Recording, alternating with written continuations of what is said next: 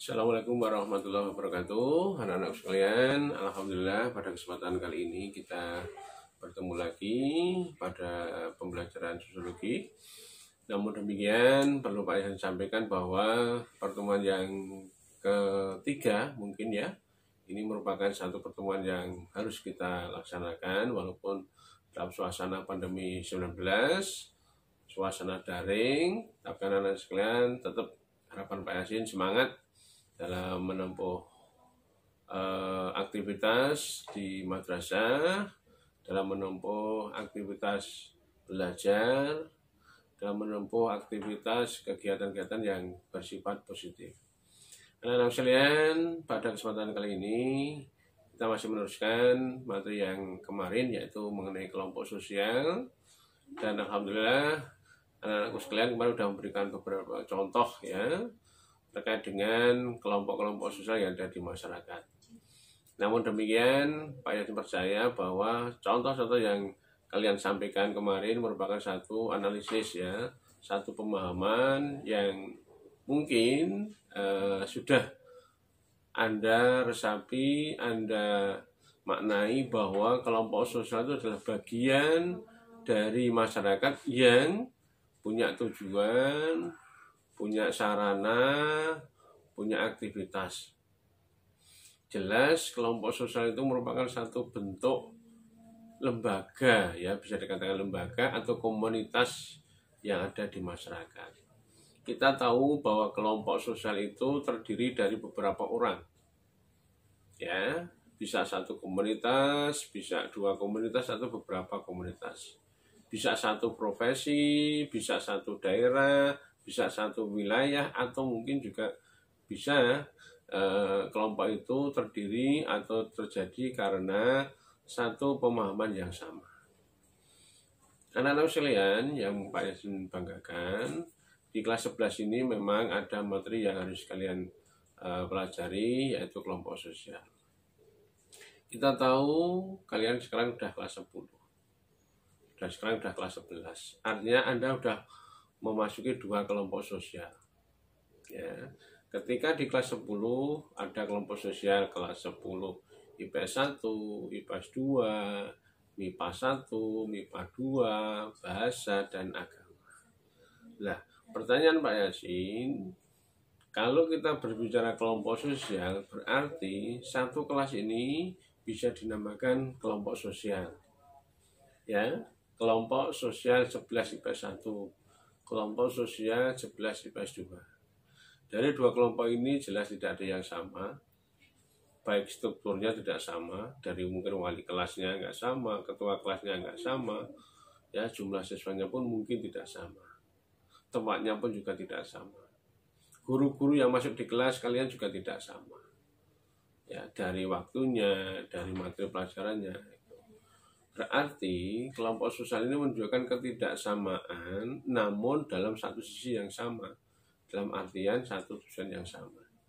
Kalian di sini di madrasah ini jelas punya tujuan yang utama, belajar. Tetapi dalam proses belajar ini tidak sama kelas yang satu dan yang kelas yang lain, kelompok yang satu dan kelompok yang lain. Ini baru kita bicarakan di tingkat madrasah. Ada kelas 10, ada kelas 11, ada kelas 12. Kelas 10 pun juga terdiri dari 17.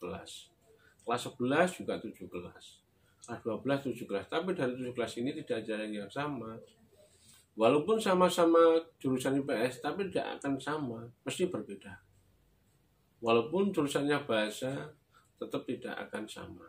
Nah, walaupun mantiga bantul satu, tapi kondisi yang ada di dalamnya jelas ada beberapa lembaga, ada beberapa kelompok sosial. Ya.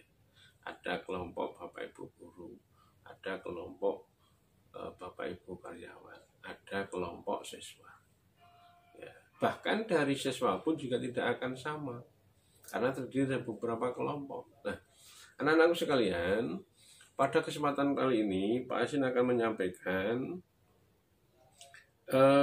pembentukan kelompok sosial.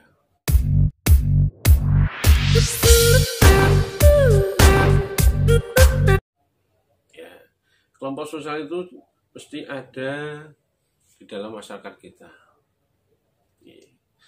Dimulai dari kelompok keluarga terkecil. Ada bapak, ada ibu, ada anak. Ini kelompok sosial yang kapasitasnya kecil. Tapi di situ jelas strukturnya mempunyai nilai-nilai yang berharga. Oh, bapak punya nilai mengayomi. Oh, ibu punya nilai memberikan bimbingan pada anak-anak. Oh, anak punya nilai adalah patuh dan taat pada orang tua. Ini satu struktur kelompok sosial. Di sekolah demikian juga. Ada bapak kepala madrasah, ada kepala TU, ada guru, ada karyawan, ada siswa. Dari anggota kelompok sosial yang ada di Mantika Bantul ini tidak akan sama. Statusnya tidak sama, tata nilainya tidak sama, pola pikirnya tidak sama, aktivitas seharinya pun juga tidak sama. Maka terbentuknya kelompok sosial itu karena apa? Satu, punya tujuan yang sama. Nah, anak-anak sekalian datang ke sini adalah untuk proses belajar mengajar. Tujuan utamanya adalah mencari ilmu, tolabu ilmi. Yang kedua, karena tujuannya sama, kalian tuh harus punya kesamaan juga. Satu, dalam tata tertib. Ya, setiap siswa yang ada di Mantika Bantul jelas punya tata tertib yang sama. Tidak ada yang berbeda. Lalu yang ketiga, ketika kita berbicara kelompok sosial, di situ jelas ada sasaran, ada tujuan, ada pola-pola yang diharapkan akan muncul dalam proses pembelajaran tersebut. Nah, anak-anakku sekalian, dalam proses pembentukan kelompok sosial ini, seperti yang materi Pak Yasin sampaikan lewat PPT itu, coba kalian perhatikan ya pada slide yang ke berapa itu?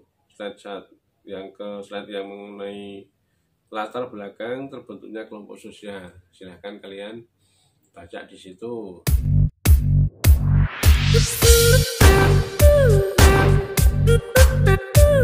Coba dibuka dulu mengenai latar belakang terbentuknya kelompok sosial. Ya. Ada beberapa latar belakang yang terjadi dalam pembentukan kelompok sosial. Yang pertama, jelas dalam kelompok sosial ada hasrat untuk meneruskan, untuk melanjutkan, ya, atau katakanlah untuk kalau di keluarga meneruskan keturunan, ya, informal. Ketika di sekolah jelas punya kesamaan kepentingan, dan ketika di masyarakat kita tahu dalam masyarakat itu sama-sama untuk menjaga stabilitas masyarakat, untuk menjaga kegotong royongan, untuk menjaga kebersamaan. Itu faktor atau latar belakang utama yang ada dalam pembentukan kelompok sosial. Anak-anak sekalian, kita kembali lagi ke informal atau keluarga. Ketika kita berbicara kelompok sosial dalam keluarga, jelas latar belakang kita satu, ingin meneruskan keturunan. Ya. Makanya ketika kalian menghadiri suatu pernikahan, jelas ada tujuan membentuk keluarga yang sakinah, mawaddah, warahmah. Itu tujuan dalam rangka pembentukan kelompok sosial dalam lingkup kecil. Bahagia, ya, ayam tentrem, guyub rukun dalam keluarga tersebut. Antara ayah, antara ibu, antara anak ada hubungan yang timbal balik. Yang kedua, ketika kita berbicara kelompok sosial di sekolah, jelas kita punya tujuan yang sama, yaitu satu, ingin mencari ilmu, ya, dan juga satu, ingin menanamkan nilai-nilai karakter yang terbaik, ya, baik pada guru, pada karyawan, maupun pada siswa. Coba kalian perhatikan, ketika Bapak Ibu guru menyampaikan ilmu, menyampaikan materi pelajaran, jelas di situ akan terjadi hubungan timbal balik, hubungan interaktif antara guru dengan siswa, antara siswa dengan guru. Ketika kita berbicara hubungan timbal balik, dua-duanya harus saling melengkapi, dua-duanya harus saling membantu, dua-duanya harus saling mengisi. Ketika di madrasah dalam proses pembelajaran kok tidak ada siswa, guru pun akan mengalami ketimpangan. Begitu juga ketika kalian di kelas tidak ada guru atau guru dalam kelas ada tugas lain, maka akan terjadi juga ketimpangan. Maka konsep tujuan yang sama dalam kelompok sosial itu harus terbentuk secara kebersamaan. Harus ada kesepakatan. Sekarang kita belajar sosiologi. Artinya antara Pak Yasin dengan kalian terjadilah hubungan timbal balik, hubungan interaktif. Ya, walaupun Pak Yasin tahu yang mengikuti pembelajaran ini kadang-kadang ada yang dengan rasa masih males, masih ngantuk, atau mungkin bahkan juga ogah-ogahan. Ya. Tapi semuanya itu adalah punya tujuan sama, menuntut ilmu, mencari ilmu. Yang ketiga, ketika kita berada di masyarakat, jelas di sana juga banyak banget yang namanya kelompok sosial. Ada kelompok sosial pengajian remaja masjid, ada kelompok sosial Karang Taruna, ada kelompok sosial penggemar penggemar hobi atau hobi mancing, ada komunitas penggemar burung perkutut. Ini suatu kelompok sosial, dan semuanya itu saling membantu, saling memberi, saling timbal balik. Ya. Jadi sekali lagi anak-anak sekalian, konsep pembentukan kelompok sosial itu pada prinsipnya adalah satu, harus ada tujuan yang sama. Yang kedua, harus didukung oleh sarana dan prasarana.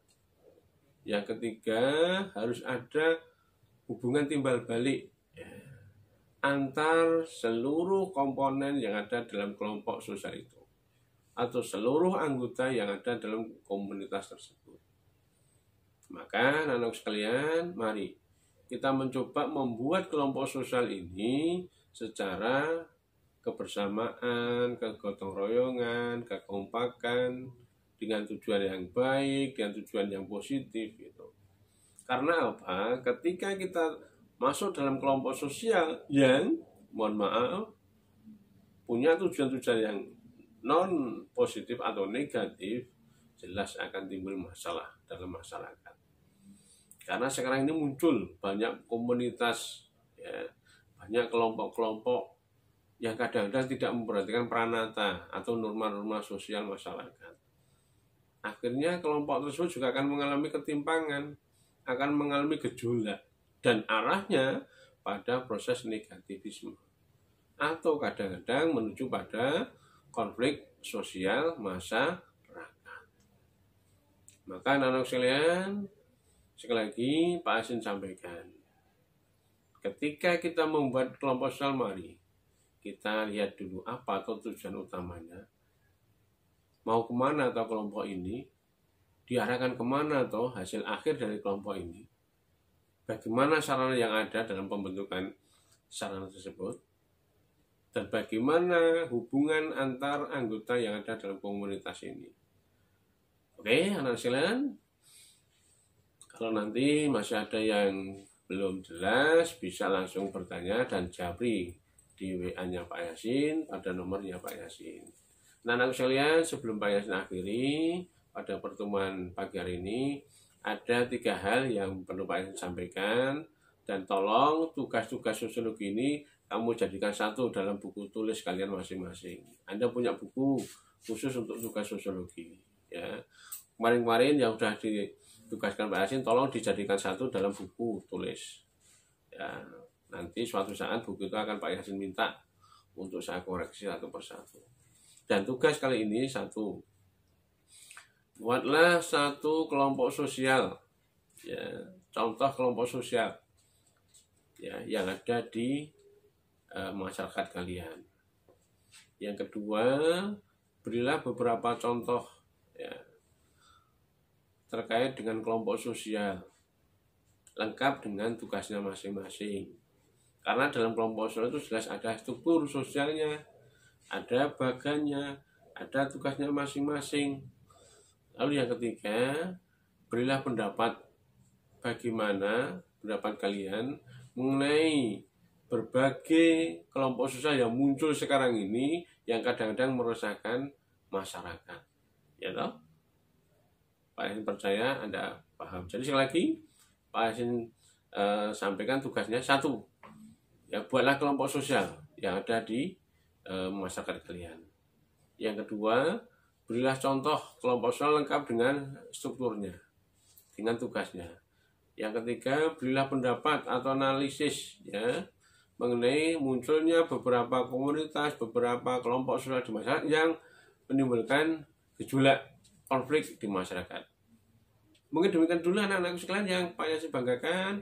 Banyak salah, banyak kurang, Pak Yasin mohon maaf kalau mungkin dirasa kurang lama atau mungkin waktunya hanya singkat, nggak masalah. Yang penting anak-anak itu belajar dengan tertib dan aktivitas yang baik. Demikian kita akhiri dulu dengan bacaan alhamdulillah.